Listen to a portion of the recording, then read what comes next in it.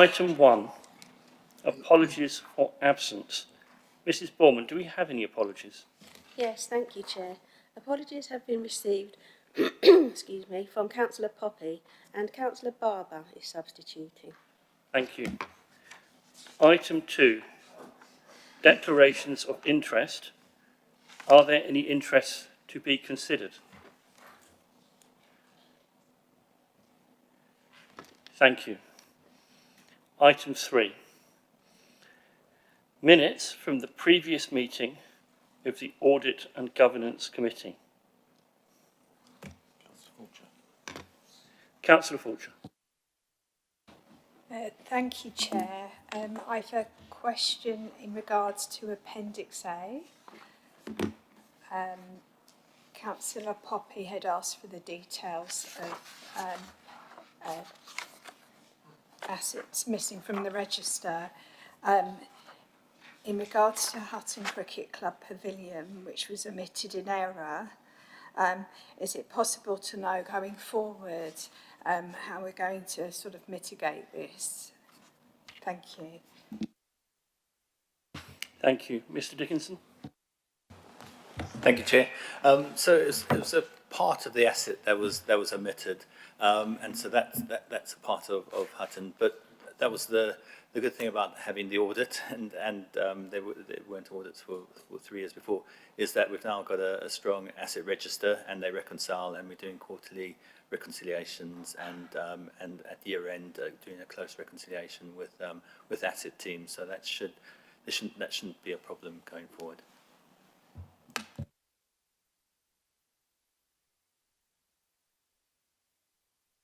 Councillor Sankey. Thank you, Chair. On page 7, the second sentence actually quotes, "There are no concerns regarding meeting the end of February deadline in completing the annual audit report." The question is, was that completed? Thank you.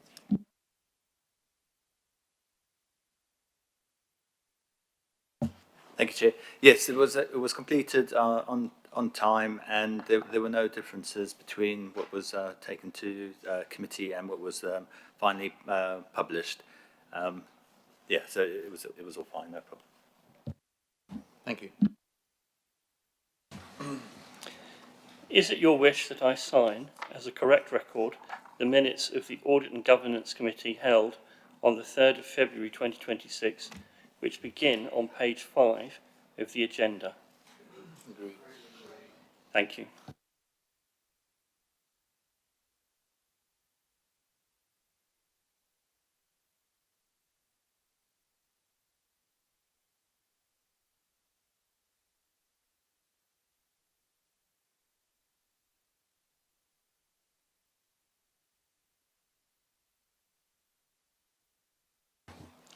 Thank you, members.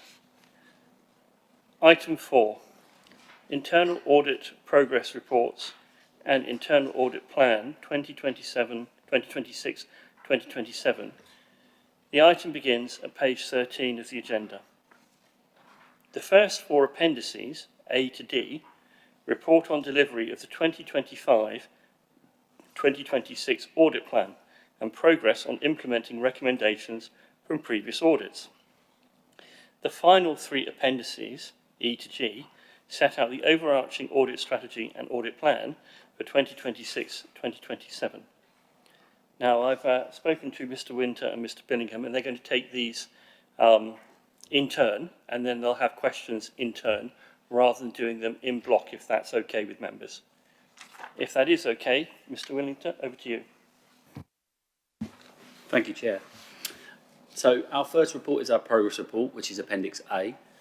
This offers an update on our progress of the 25-26 internal audit plan since the last committee meeting held in February.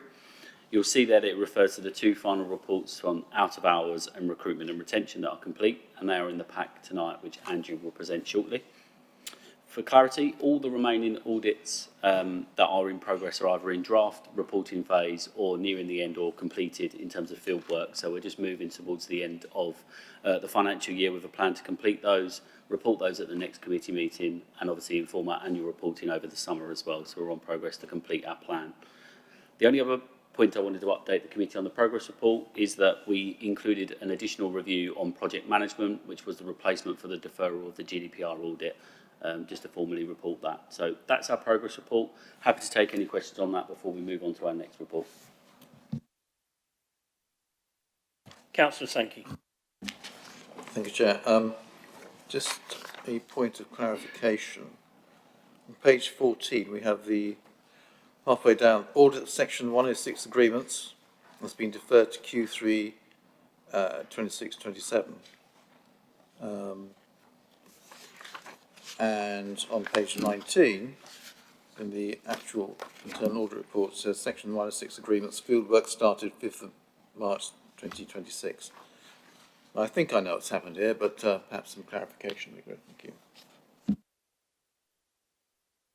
So just to clarify the difference in reporting, our progress report was finalised as part of the packs before we kicked off, as we kicked off our field work. And the management update and request to defer happened post our report. So I believe David's got an update as to the rationale behind that. So the main rationale behind it was they weren't ready, or we weren't ready for it. So there's been quite a bit of work off the back of that.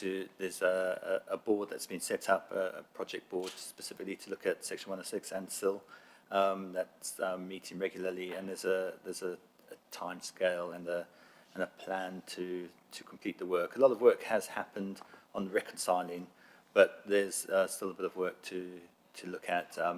Just having the full details and plan that would be sufficient for the audit. So instead of having an audit on something where it wasn't up to the point of being ready, we've pushed back to October. But I've been assured that this is the last pushback on Section 106, and I'm very keen for it to be resolved and to be able to access and allocate some of that money and confirm the allocation of it. So yeah, we'll be pushing that.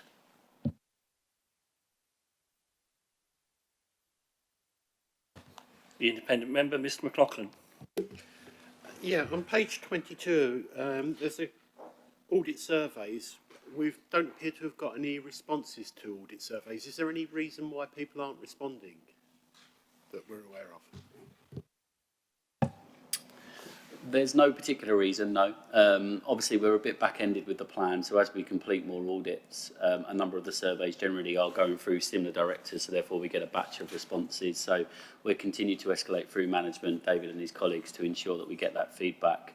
What I would say is that obviously we're getting positive engagement in terms of the agreement of our work, our plan and the recommendations. So I think that gives us some assurance that we're looking at the right areas and management are engaging with our work. But ultimately, it's really important we get that ability to get the feedback to obviously see if there's any areas of improvement in the way that we deliver our work, obviously for our auditors as well and their personal development. So we'll continue to push that. And by the time we come to our year-end annual report, that suite of KPIs will be complete with data to be able to drive that as well. If there are no further questions from members on this segment, I'll ask Mr. Winter and Mr. Billingham to move to the next one.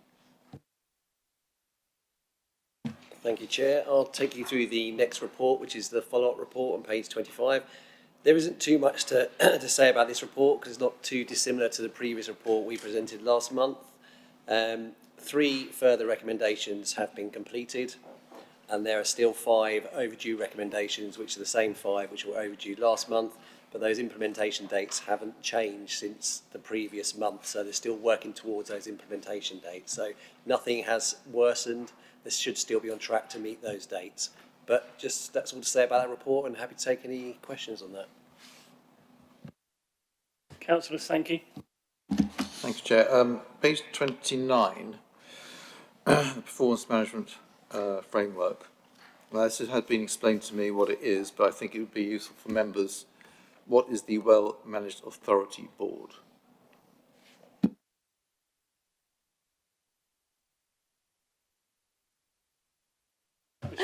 Thank you, Chair. So just to explain to members what the Well-Managed Authority Board is. So that's a board that was set up that links along the themes of the priorities of the Council, and well-managed is one of those themes. So the board looks at obviously what the priorities are under those themes, such as our peer reviews, audits. What else does it do? It's risk. Yeah, it looks at risk. Thank you, David. And a whole host looks at the corporate plan, make sure projects are on track and things like that. So that's what the Well Managed Authority Board is in place for. Thank you. Mr McLaughlin. In terms of internal audit's role on it, is this something that's, what sort of time commitment is it? And is it in the plan for doing it? And is it something that could potentially affect internal audit's independence? So we don't always attend the well-managed authority board, so we only attend when we're invited. If we've got a particular item on the agenda they would like us to discuss or to present, then we will go to that board meeting. So we're not there as a standard member of the board. It's an engagement forum for us to be able to get all feedback from all directors at one point in time.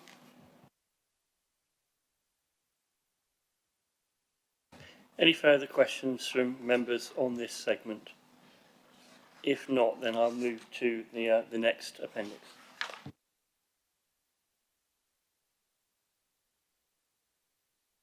Thank you, Chair. Yep. Okay, so the next report is the out-of-hours service report on page 41. So as you'll see, that's received a moderate assurance rating for the design and operational effectiveness of controls. And we have raised 3 medium priority rated recommendations.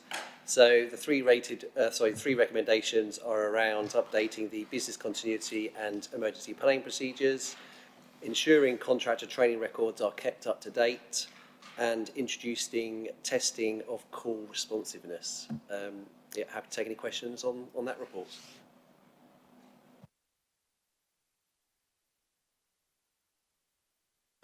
I have a question. What were the main areas of strength revealed by the out-of-hours service?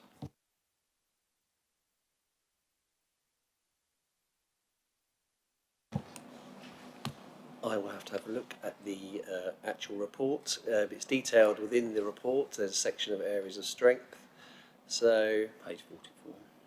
let me have a quick look. So, I think our sample testing of calls confirmed that they had complied with their procedures. There were no issues with that.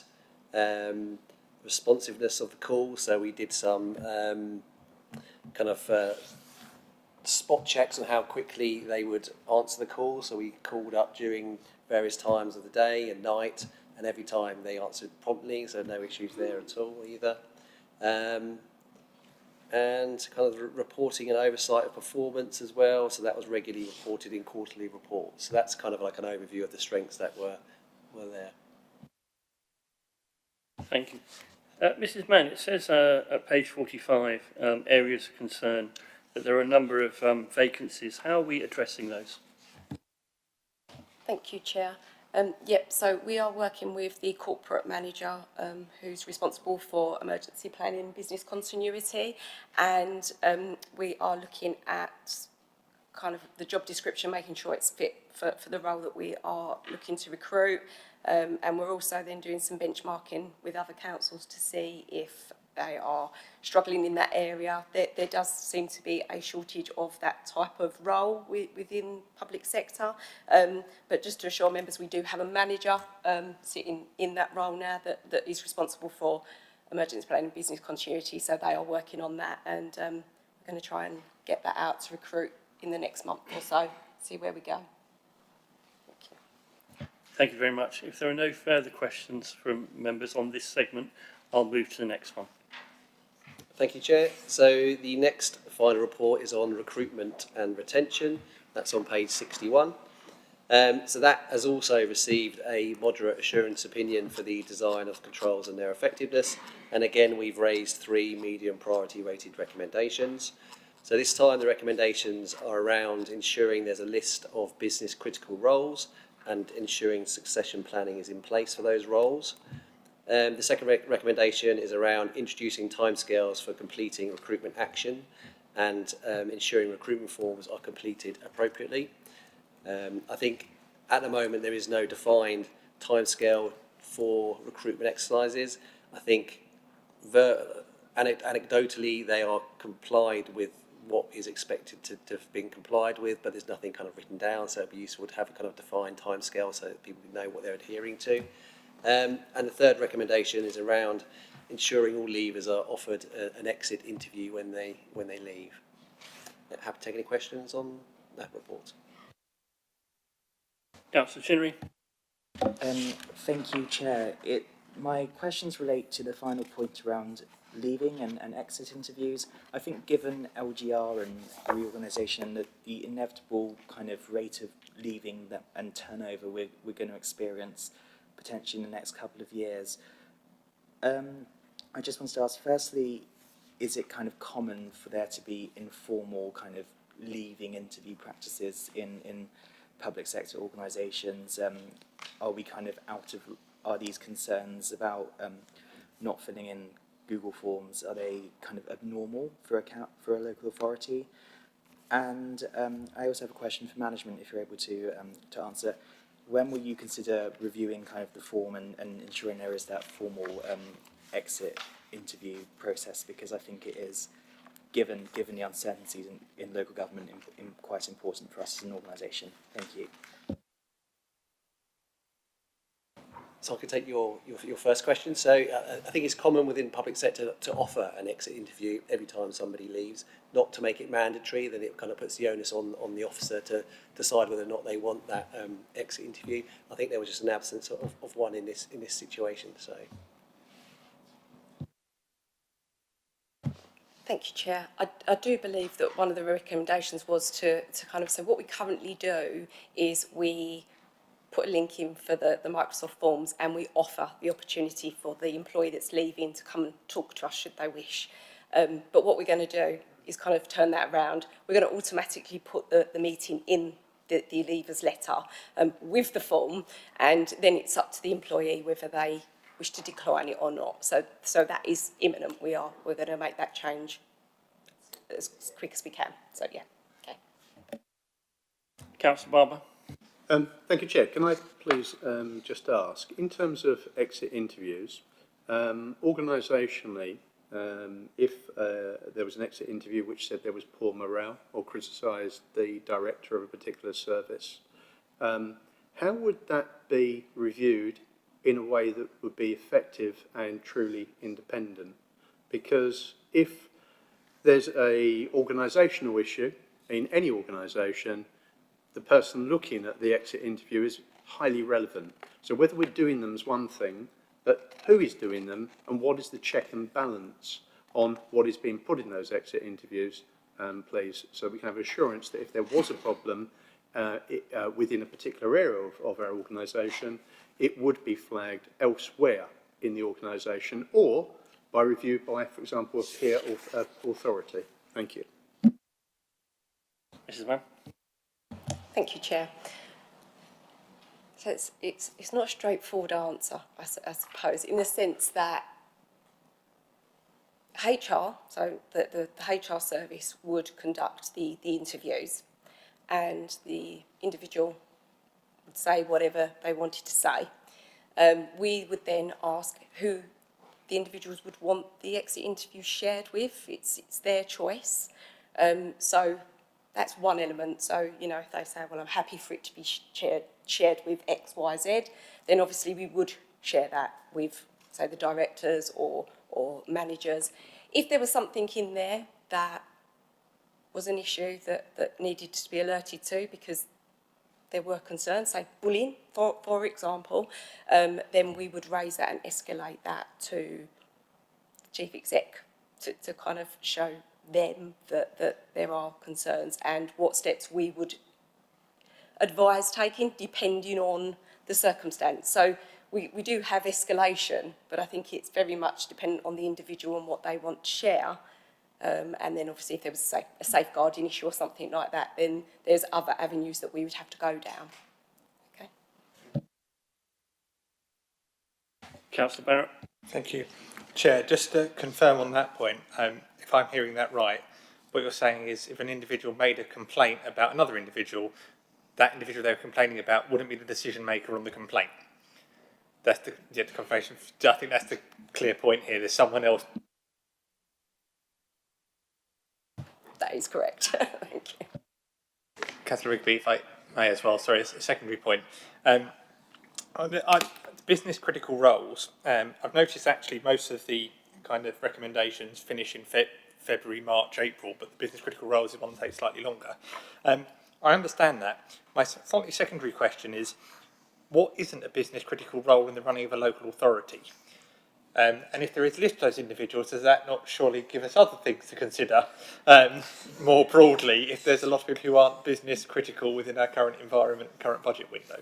So what is the difference? What is the definition of business criticality and succession planning within this? Is it quite a high bar, or is it quite a broad bar, or is that why it takes till June to find this out?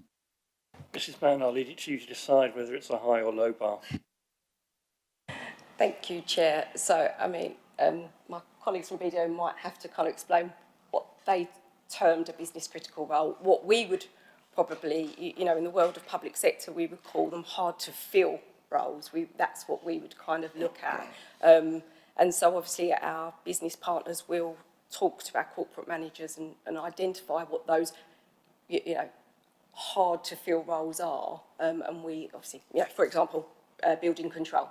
So we know they're hard to fill, and then so what steps we take to ensure that we can retain and recruit is what we look at. So we'd slightly use a different terminology. So, yeah. Any further questions from members on this particular segment? Yes, one. I was just going to confirm, I think our terminology might be different, but that is effectively what we're saying, because what we're pointing out here is that succession planning and ability to recruit into those vacant roles. If they do become vacant, or if they are becoming vacant, you recruit early to ensure there's no gap. And I think that example that was provided there is a good one. And obviously in the previous discussion we talked about the emergency planning and business continuity kind of officer, and we've seen obviously a lot of focus in health and safety as well, and building health and safety, building safety. So that's some of the areas that we're seeing really hard to recruit roles. Yeah. Thank you. If there be no more further questions on this segment, we'll move to the next one. Brilliant, thank you. So the final three appendices I will take as one, which is obviously covering our internal audit plan for 26-27, which starts on page 79 of the pack. First and foremost, I will apologise for the length of papers from us tonight. There is a lot there. As the committee may recall, from the 1st of April last year, the introduction of the global internal audit standards for the UK public sector put quite a number of stringent requirements that we have to formally report to you, and often they're captured in this annual report. Our annual report and annual plan are quite important documents. So we're bringing this plan as an indicative plan for the committee to review and approve, but what I would say is with the mindset that it remains flexible. So obviously we always ensure that we're reviewing risk as we go throughout the year, and any changes that are appropriate we make and we bring to the committee to re-review. It does go through a rigorous process that requires us to consider all your kind of strategic priorities, corporate risks, operational risks, obviously engagement with the relevant directors and as a collective as well. Building on our rolling plan, so obviously we've worked with the authority for a number of years now, so we've got that ability to look back as well as look forward. What we're seeing across our other local government clients and portfolio, as well as understanding what other areas of assurance you're getting from third parties as well, to ensure that we're not producing any duplicate kind of assurance mechanisms. And what this is resulting in is our draft plan, which is on page 9 of our paper, with the rationale outlined to why elements have been included. We do often also offer a deprioritised list, which doesn't mean they're not important, but it's obviously we're working within a finite budget, so therefore we have to pick up what is deemed to be higher risk or more relevant in this year versus other years. One of the kind of core components and common risk, questions we get at this time of year, especially with what's coming, is what about LGR and the risks around that, and are we covering that? So you will see in the plan we've held some time to obviously support the council over the next 2 years in that readiness, and as that journey and that transformation journey continues.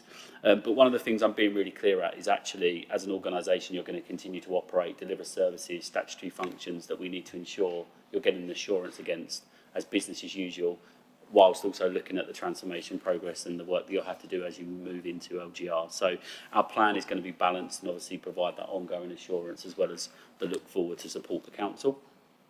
Appendix 2 of the document is our charter, and effectively this is our contract for delivering the work and our service, and outlines all the roles and responsibilities of not only us but management, and of this committee as what is defined as the board that governs our work. The two documents that then accompany our plan are our IA strategy, which effectively sets out how we're going to support the council on its strategic priorities and how our work is aligned to that. And then our quality assurance improvement programme. And again, like our strategy, this is a document that's maintained for you, but actually at firm-wide as well. So we obviously, as an outsourced function, rely on BDO's internal audit service that we bring to you today. And what this is doing is looking at actually how we can maintain our conformance and our quality standards, and if there's anything we can enhance. So obviously the use of technology, data analytics, where obviously we're using tools around AI, etc., to support our delivery, where we obviously explore that as part of our plan, but most importantly to ensure we conform with the standards. So that's what that document's outlining. And both of those we'll continue to report to you over the coming year, and definitely at the year end as well. So that was all I was going to say on the plan, but we're more than happy to take any questions. I'll go to Councillor Sankey, then Mr McLaughlin. Thank you, Chair. Just on page 91, I mean, I think I know what this is. It's second item there, flexible resource, 25 days. I'm assuming that's some sort of contingency around, well, how's that calculated, or was it finger in the air?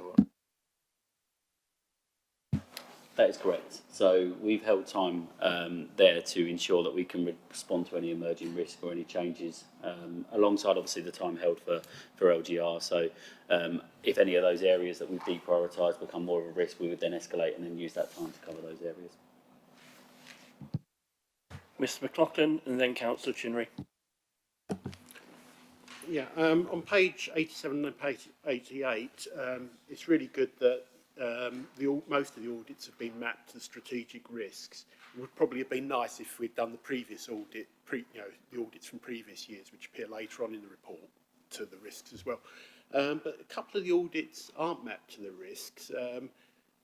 So, for instance, the enforcement and the leisure services and the legal ones aren't mapped to the risks. Is that because they cover a lot of risks, or is it because they're something completely separate?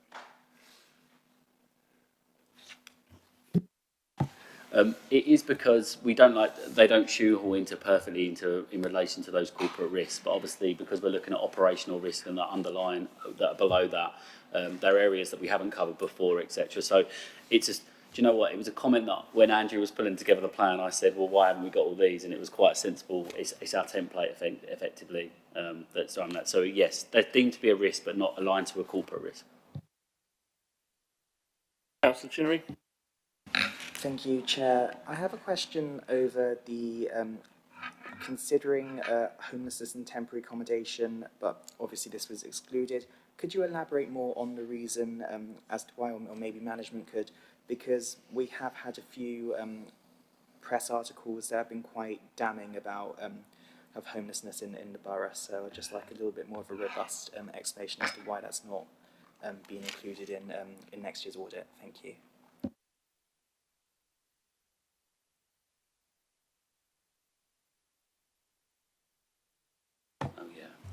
So it's on the kind of areas to be considered. So we do have this flexible audit resource of 25 days. So those days will be allocated to another audit going forward, depending on what risk emerges during the year.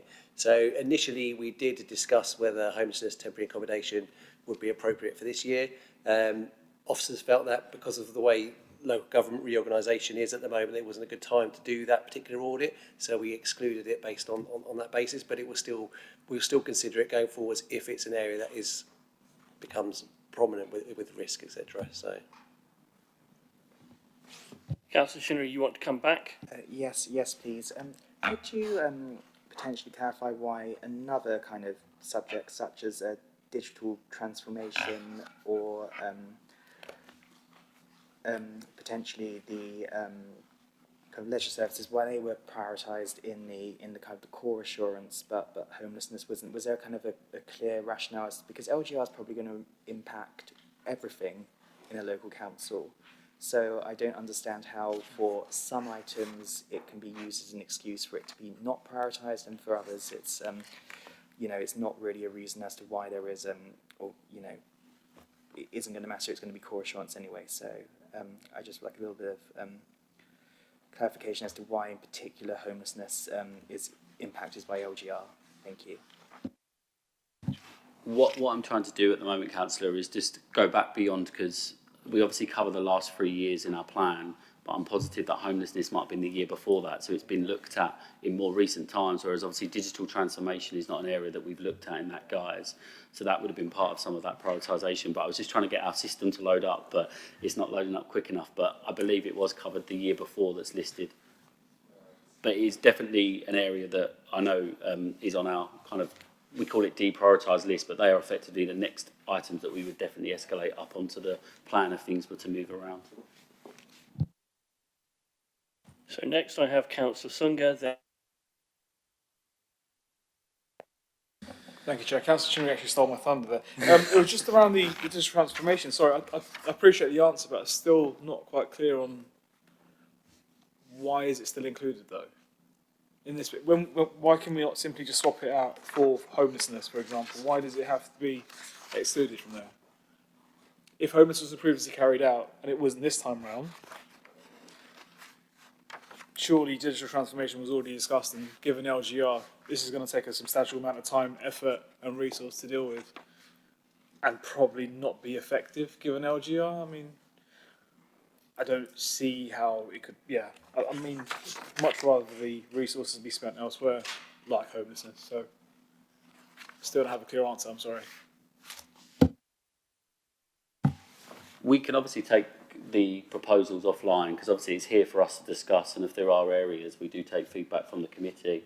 I think it's also important to think about that obviously we're in a digital age where the systems and the operational systems that the council are operating, if they are fit for purpose to move forward, and how they integrate together, but also as a new authority is created, how those might operate alongside that and then start speaking to that and transition into that.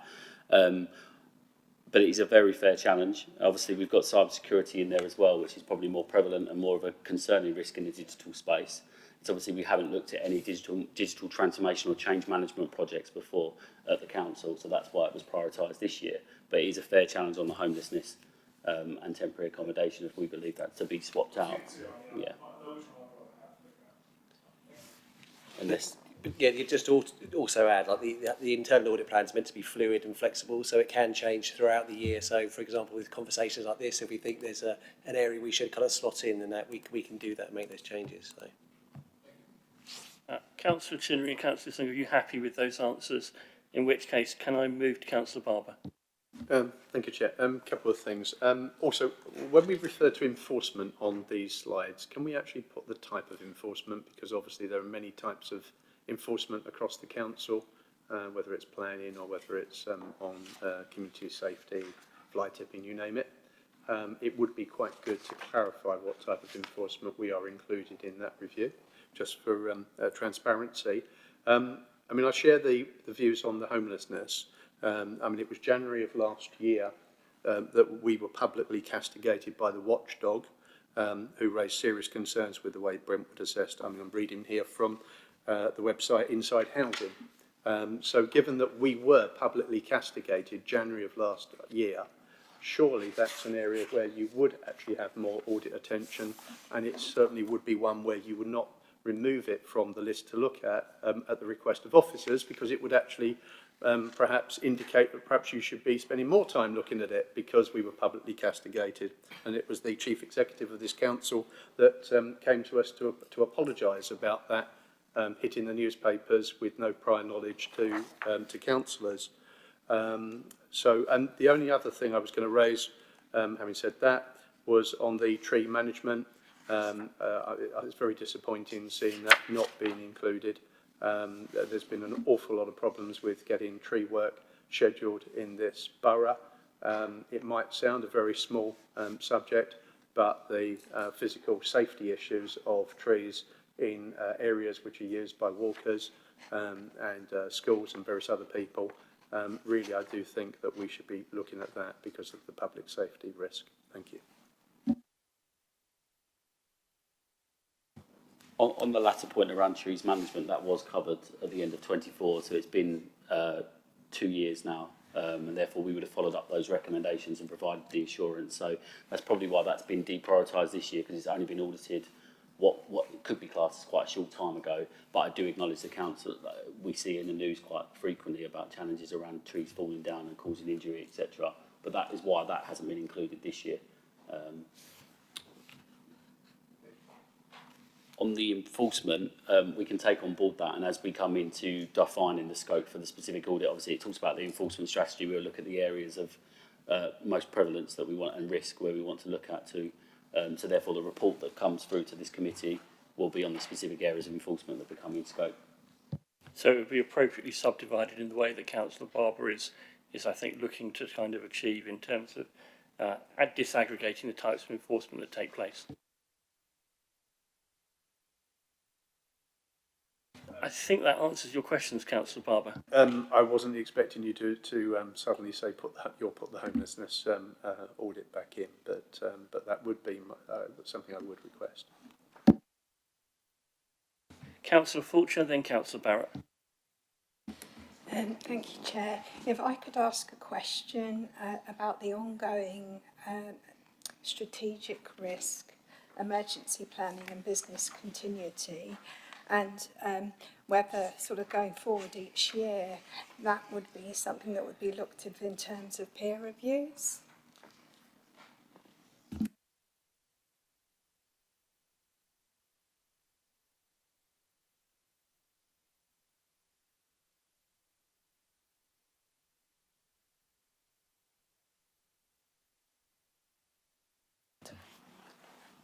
We can definitely look at that and improving that link, but yeah, but I can't confirm today. Councillor Barrett. Thank you, Chair. I recognise the comments being made, but in general, I think digital transformation is something important to include, given the experience of our residents and officers in terms of how they engage with the council and the massive transition we've had to a digital-first approach. That, to me, actually thinks it's really important we check that's working, especially when we know a number of residents who struggle with digital issues. Actually, I think that should be in there as key. I also note that the one element why homelessness and temporary accommodation has an LGR relevance is potential mergers of HRAs and the spread of the homelessness allowance. So actually, depending on what model appears, our homelessness rate and approach may change drastically, given we are one of the few current districts in effectively who don't have their homelessness challenge and temporary accommodation challenge facing bankruptcy risk for them. That could entirely change what happens to us. I think it's quite right we consider that as a potential option of 25 days, but to an extent we need to know what's happening and when, because it would be great to have an audit of homelessness service, but if by the stage we've done the audit, the entire game has changed, that for me changes the argument. It might actually be we need to audit the future homelessness approach and arrangements that are being agreed, rather than necessarily what we have right now, because take Chelmsford, we know homelessness is a massive problem for their budgets and finances right now, and their allocation policy and their lack of a HRA, and how the HRAs merge will affect this as well. So I think there is a specific case to answer on that point, why that should be ready to be considered, but considered when we know the facts of the future. Because the other part of this is there's a lot to do quite quickly for our auditors who've achieved a hell of a lot over the last few years. The officers have got much sharper at addressing concerns. What I don't want is an internal audit report that's taken 10 plus days of time that in reality then we can't do anything about because the rules of the game, the ground has moved. So keep it on the forward plan, so when we know what could happen, we can use those 25 days for it, but I wouldn't add it now. I think that's the appropriate approach. I see other similar items on there that actually, local plan, how it's affected by LGR, that in turn could be something we add in once we know how it's being affected. If Brentwood's local plan, as currently exists, still definitely stands till 2030, which is my understanding of the legislation as of now, it's worth looking at. If they decide all local plans are scrapped, then it's a very different environment. There's something else we need to look at, which is the local plan development process and getting a new one in as soon as humanly possible that isn't affected. So I think the strategy and plan we've got in there is good. I think having it, I think it's 25 days for flexibility is sensible, because we may need to move things quite dramatically. And beyond not considered but included. I think it's the example being out of hours. I don't think it was on the original plan as one or two others.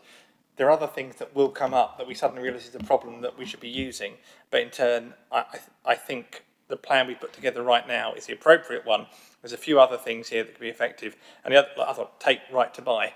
That could be useful if we find out that our HRA is going to be expanded and beyond to other authorities. Less useful if we're neat as we are right now, etc. So I think lots of that's useful, but I think in turn we also should leave those 25 days aside to see what happens, because frankly that's worked for us so far and been a sensible approach over the last year or two, rather than restrict us too much and the inability to move and flex with growing concerns from residents and councillors. Thank you.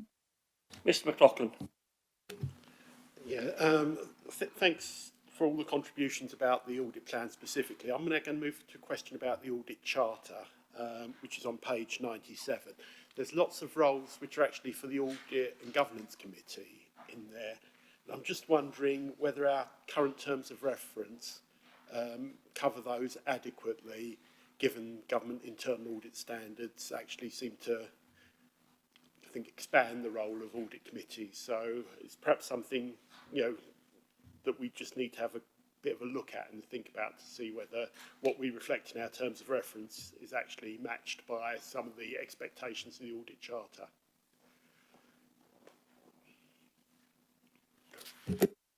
Mr Dickinson. Yeah, I mean, I think there's a review of some of the committees and some of the terms of reference anyway, so we'll definitely take that on board.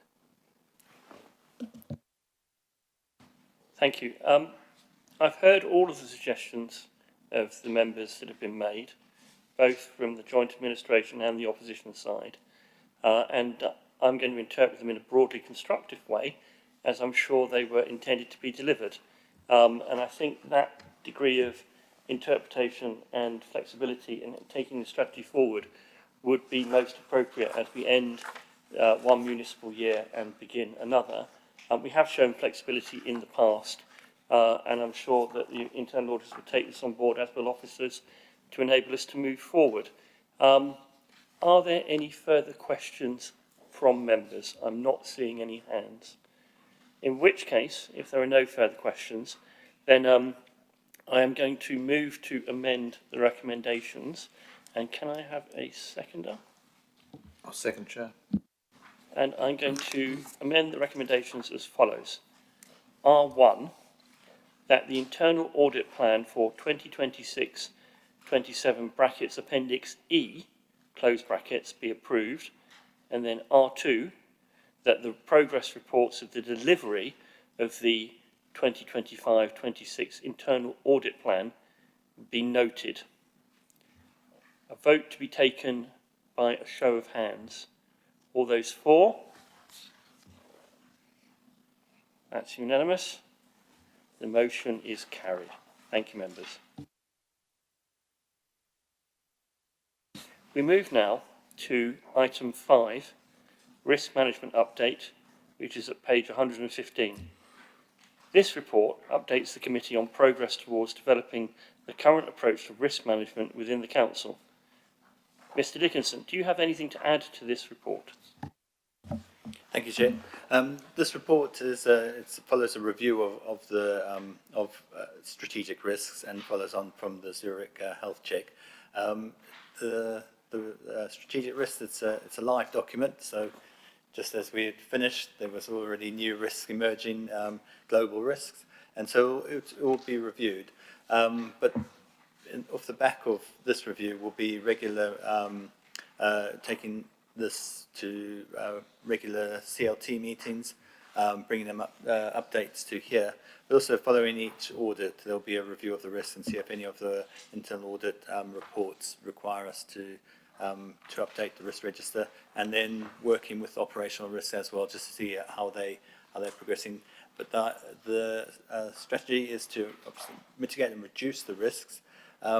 We've got to this point currently, but the next step is to start trying to have target dates to reduce and mitigate the risk. But as I say, it's a live document, so you can have a plan and new things can emerge. But where we can try and put in place risk mitigations and reduce the overall risk, then that's where the target dates will be set against. Happy to take questions. Questions from members. Mr McLaughlin, I see your finger poised. Going to page 138, it says the role of the Audit Committee, Audit and Governance Committee, is to provide member oversight and scrutiny, but I don't think the report really explains what our role is in this and how it actually fits into the wider process. Could you explain what this is actually going to look like to us in terms of and what we're expected to do over and above approving the strategy itself? Yes, so approve it, but then also feedback and just ask questions and we can provide the responses to that. But it's to have a review and to look at the reports.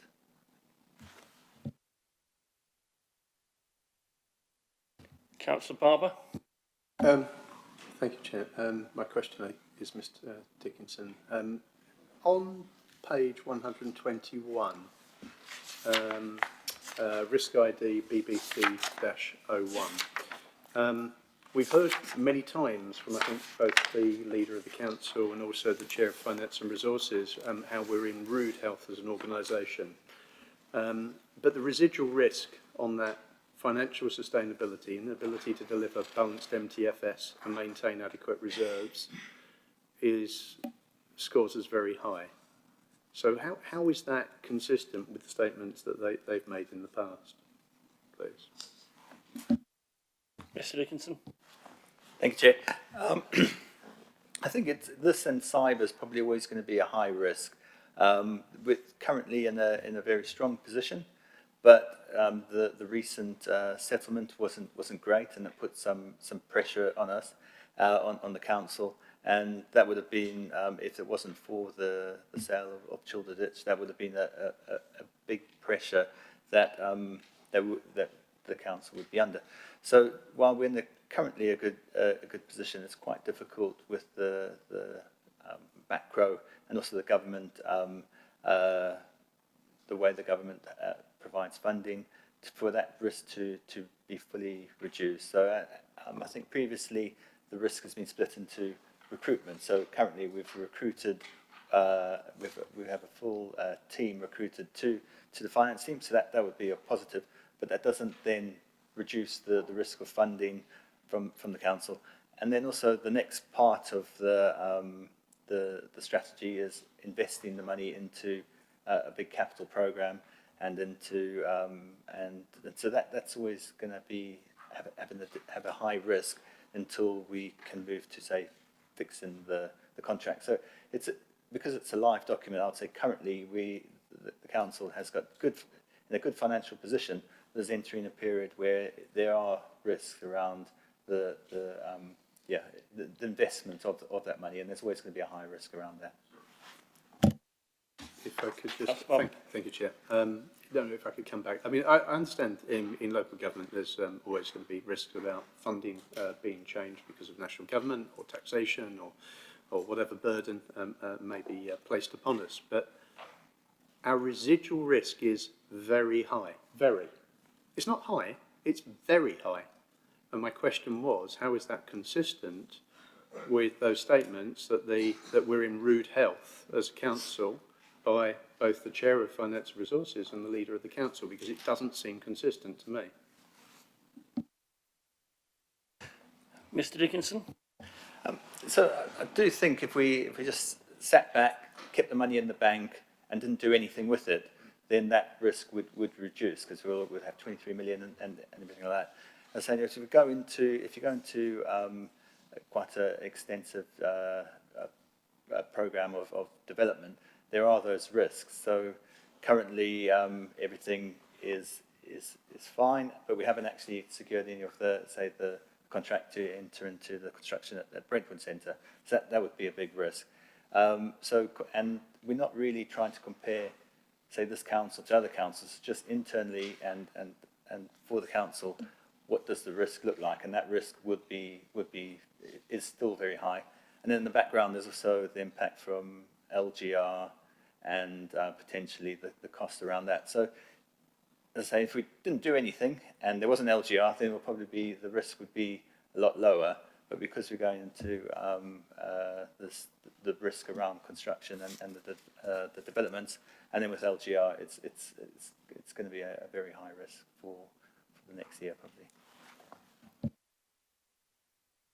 Councillor Barrett. Thank you, Chair. I just wanted to quickly check on Councillor Barber's point. Given the impact score will always be 5, the lowest you can ever possibly get is medium, so it can't go below that. But equally in turn, to get down to anything from high or medium, you have to get the risk down to such an extent. I think that what you're saying is not to have a capital programme, almost effectively.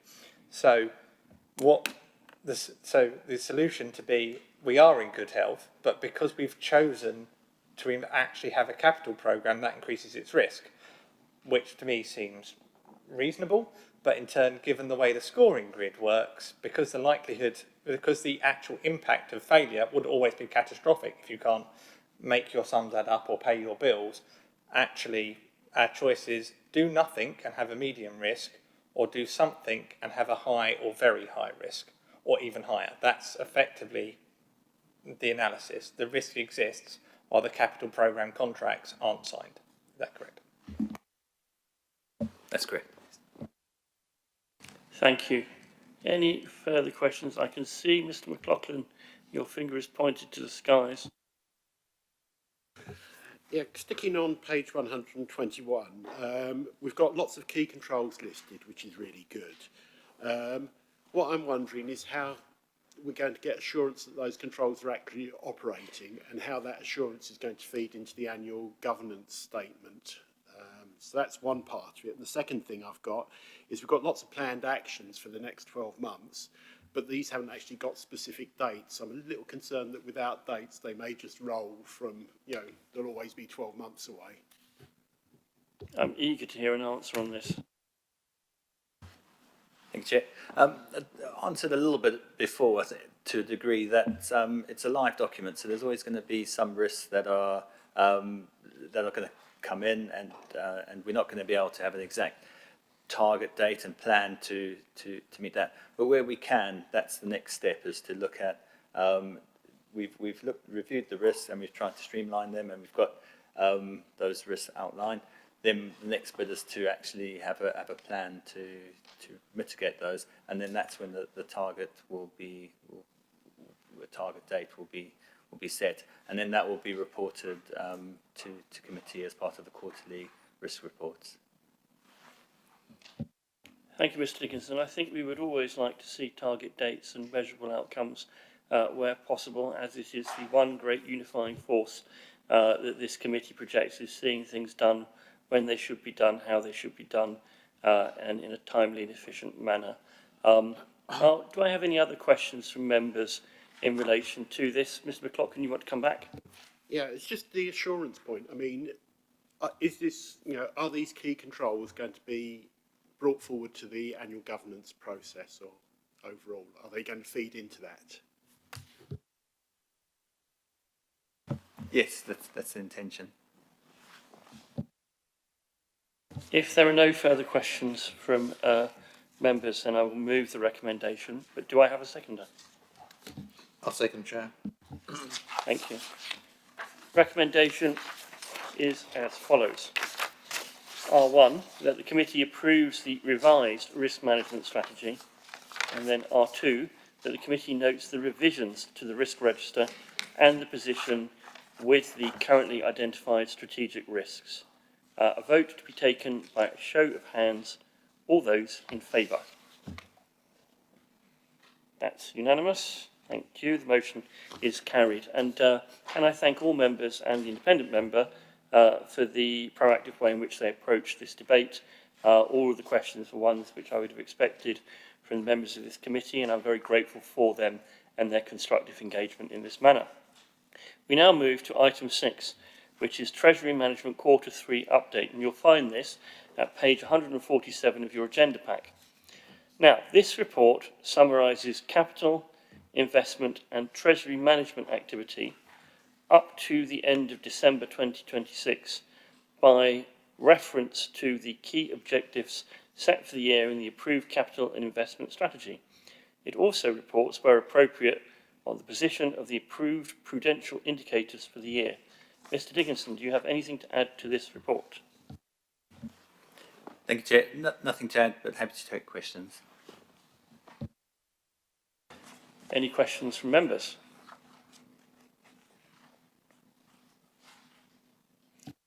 Councillor Barrett. Just a commentary, then, Chair.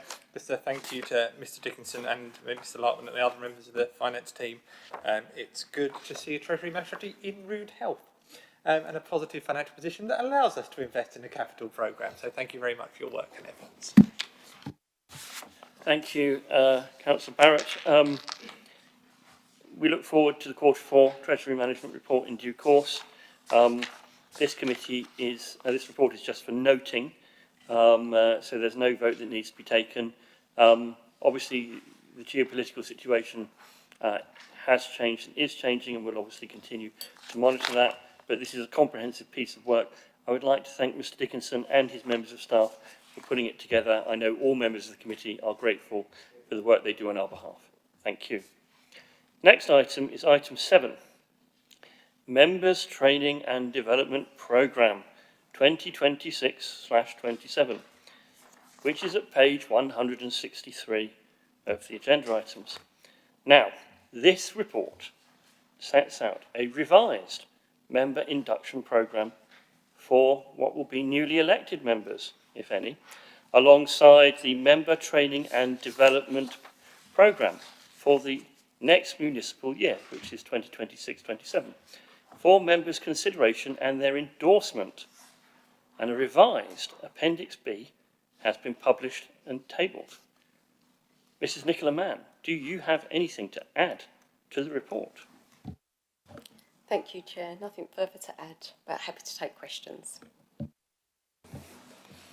Members, do you have any questions? Councillor Chinnery, straight out the gate. Thank you, Chair. For Appendix A, the induction programme, I just note that when I became a councillor in 2024, I don't know if Councillor Sanger shares this sentiment, there was a lot of kind of scheduled training sessions, probably about 20 in the diary, as much as this, but a lot of them ended up getting cancelled or rescheduled or postponed indefinitely. So I just wondered, have you, as management, considered how are we going to, because there might be quite a lot of new councillors coming in, how are you going to ensure that the programme actually carries out as intended? Because I think that was a bit of a frustration for the 24 intake. Thank you. Thank you, Chair. So thank you for the feedback. I think sometimes we don't always get the feedback, so without you kind of telling us these things, we don't always know. But so I take your point. I think that the plan will be is that where we can, we will make them accessible in hybrid, because I think sometimes that's the challenge, trying to get everybody around on certain days.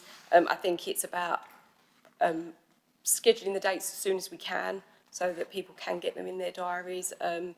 And I think that's the plan of the officers that are putting together the induction, to make sure that, you know, both the officers that are offering the induction briefings and for those new members that those dates work for them. And so, you know, we'll get the dates in and schedule it as soon as we can. I think that's kind of the best we can kind of do, but I take your point and we'll make sure it doesn't get cancelled. I'll take Councillor Sankey, then Councillor Sunga. Thank you, Chair.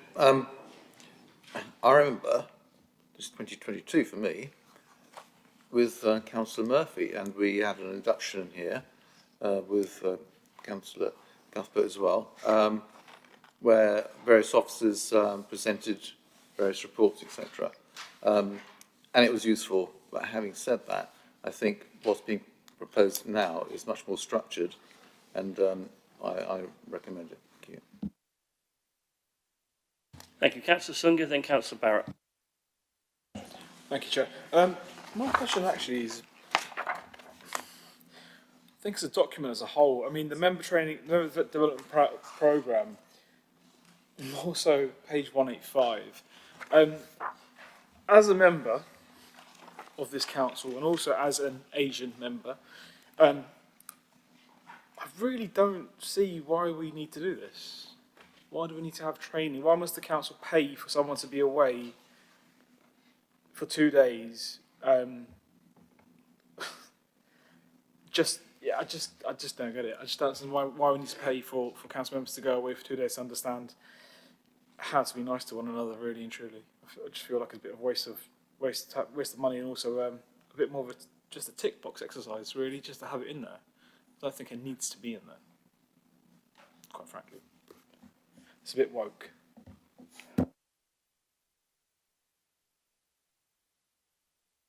Mrs. Mann, do you want to respond? Thank you, Chair. I think section 2 is the development section, and I think they were just suggestions officers have put forward that the LGA offer. It's those ones are kind of not set in stone, and I take on board your comments, and we can amend it accordingly. They were just suggestions, and I do believe that date has actually passed anyway. It was one of the dates that yeah. So yeah, that was why Appendix B was shared with members. But I take your comment, and so I'll take that back to officers to pick up. I mean, I'll just add to that. I mean, the LGA of which we are members and all parties have participated in LGA training is a useful thing, but that section is essentially optional in that respect. There are some courses which I know both recently elected and long-term members of council have benefited from, and some which others we've never chosen to take it on. So it's just there, as an option rather than anything else. Now, I think I have Councillor Barrett next, and then I'll go to Councillor Chinnery. Thank you, Chair. Just to look at those optional courses, a recommendation for a course that I have aged out of, but I'm recognising two members on the other side are eligible age-wise, but actually the Young Councillor Weekender is genuinely actually a really interesting event, especially as the reflection from my experience of it was, how should I put this, the majorities of councillors don't necessarily have a day job to be as concerned about as we do. And also in turn elements such as mortgage payments and other factors, but actually it's really quite useful in that sense to find those in similar circumstances, how it developed, how it bonded, and in turn you learn lots about the establishment and the growth of cabinet roles. And the reason that was brought in was that there were far too few young councillors who actually took leadership roles within councils. So if you are interested in it, it's one to consider, and it's also, for me, it created a really useful cross-party network of people I can ask questions for and engage with in a completely actually non-partisan and quite banterous way. So it's worth considering, I think, for both of you if you would be interested and beyond. Not everyone necessarily gets approved to go on it, and it's often rare for two to go on it from one council, but consider it. In general, it was quite useful for me, and it was the first time that I didn't feel like the youngest in the room when I started, a problem I don't have anymore. But at the time I did, so it was actually quite useful for me in that sense as well. So I encourage you to consider it in general because it was useful for me. Thank you. We now move to the youngest in the room. Thank you, Chair. Who knows how long I will be the youngest in this room for? but anyway, I just have a question about section 1 of the annual training programme. So we all have licensing training, the audit training, planning training, which we all know and love,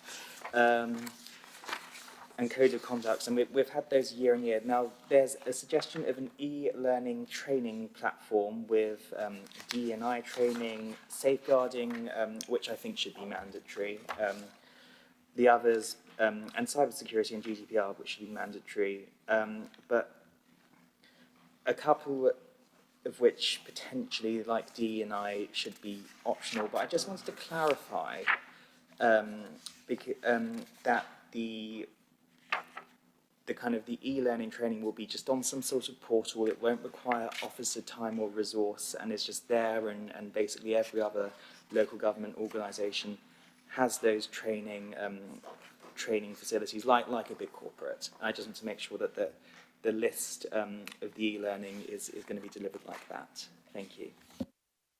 I think that's a very good question, and I'm going to ask Mrs. Mann to respond to it. And then I think Councillor Barrett, you indicated to speak afterwards. Thank you, Chair. Yeah, so you are correct in saying that we do have a platform, so it is literally very light on resource. Those training programs that are mentioned they're part of that portal that we've got that officers use, so they would be exactly the same. And what you will find when you go on those portals is some of them will be considered mandatory, some won't, like you suggest, sort of the GDPR, the cyber security, and sexual harassment actually has to be done. It's a change in law. So yeah, but it would be clear around what ones are required to be undertaken and those that are strongly recommended. So, okay. Councillor Barrett. Thank you, Chair. Just the EDI, I know Councillor mentioned it, but the focus of this, as I understand it, is the public sector equality duty, which we're all mandated to do, which was both brought in by the Conservative government in 2011 and updated by the Conservative government in 2023 and has not been updated since. So this is not necessarily a new thing. This is an element that we have a requirement to understand. So while you may not agree with the EDI programme, the equality duty is something we all have a responsibility to acknowledge and follow through. Thank you for that exploration of Conservative Party history, which I know was appreciated by the members opposite. What I want to say on this is I have listened to all the voices who have spoken to me both at previous meetings and elsewhere about constructing something which has the very broadest approval for council members, whether they are in this chamber or may be in this chamber in the future, whether they are going to be new members and however many we do not yet know, so that it is a programme of training which will induct any newly elected councillors we have, so they understand the core things that they have to do in the core elements of the training, particularly code of conduct, but also other issues, so that we all start the new municipal year in the way that we would hope to. Yes, there are a large number of strongly recommended courses as well, and it is up to the individual councillor to choose, according to the committee they're in, whether they follow those up. I will be following some of the optional ones, particularly the ones in relation to planning, where I find my learning is growing exponentially at each committee meeting, but there is still more I could do and will do. I personally found the audit training very useful, and other aspects of the mandatory training have been invaluable. So it is a broadly constructed document. It is a bipartisan document, and I would like to thank Mrs. Mann for her hard work on it. Are there any further questions before I move to vote? Councillor Barber. Thank you. First of all, it would be nice actually if you actually took these two recommendations in separately for a vote, because I thought the member induction programme is actually very good, and I think it's got a lot of subjects in there which I think are very useful to new councillors. Where I can't vote for this recommendation is on Appendix B. Councillor Barrett said that the law hasn't changed since 2023, but certainly these courses have been newly added at the suggestion of officers, so they're not mandatory.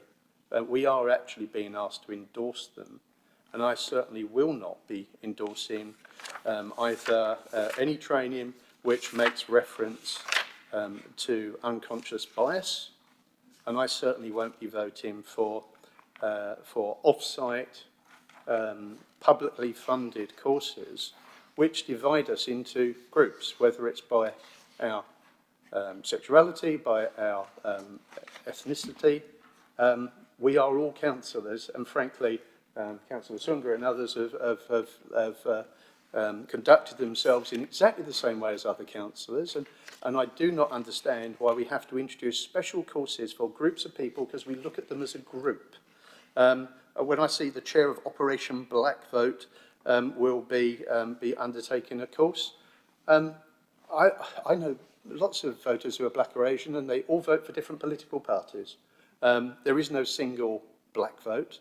There are individuals, and as long as we treat each other with respect and we understand that we're all different, then I think that's all we need to do. What we should be focusing on is delivering quality services to all of our residents, irrespective of their background, with councillors from all ranges of background. And I think we've got one of the most diverse groups over on this opposition side of the council of any group in this council. So frankly, you know, we don't have to be told what to think or do. We're doing it by example from these benches. So I will be voting against this. I would hope that you would take a separate vote, because then I could vote for the induction programme, because I think it's very good. And I think that some of the safeguarding, some of the training like safeguarding is fantastic, and that should be mandatory. Of course it should. But I cannot agree with everything in this, and I'm being asked to endorse it, so therefore I'm going to have to vote against. I'm sorry.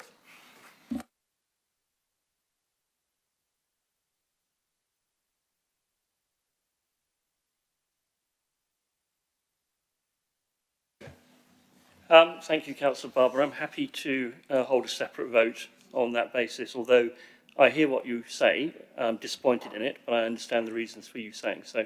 But if that's the necessary compromise that we need to make to be able to approve R1, and then R2 will land where it falls. Very well. So we will take a separate vote on R1 and R2. I would like to move the recommendation. Do I have a seconder? I'll second, Chair. Thank you. Recommendation 1, to endorse the Members' Induction Programme 2026 as set out in Appendix A. A vote to be taken by a show of hands. All those for? That's unanimous. Thank you. Recommendation, sorry. As I would like it recorded in the minutes how I voted, could I request a recorded vote on the second part, please?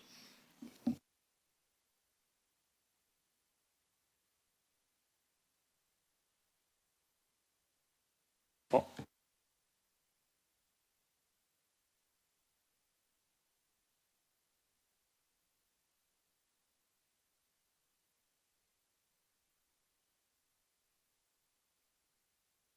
Mrs. Borman.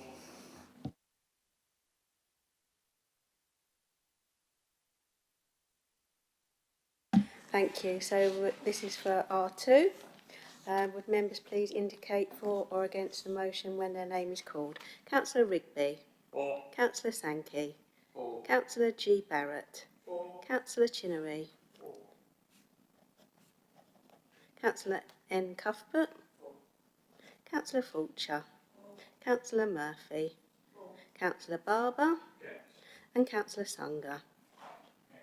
Thank you, Chair. That's carried. 7-4, 2 against. Thank you, members. This concludes the business for this evening. I'd just like to spend a brief moment to thank all members of this committee for their contributions over the course of the last municipal year, which I think we've made some good progress on, and I hope that whoever sits in this seat in future will be able to enjoy similar progress. I'd like to thank Councillor Chinnery for the constructive way in which he's approached this committee in terms of the opposition, and similarly to Councillor Murphy for the spirit in which she's approached matters. All that remains is for me to thank all members and indeed members of staff and our internal auditors for attending. And last but no means least, a big thanks to Mr McLaughlin, who has added value to every committee meeting that we've had in our frequent exchanges. Having independent people on our committees is a positive thing. We value that kind of interaction, and for as long as this council is here, I hope those kind of interactions will continue. Thank you very much, members. Good evening.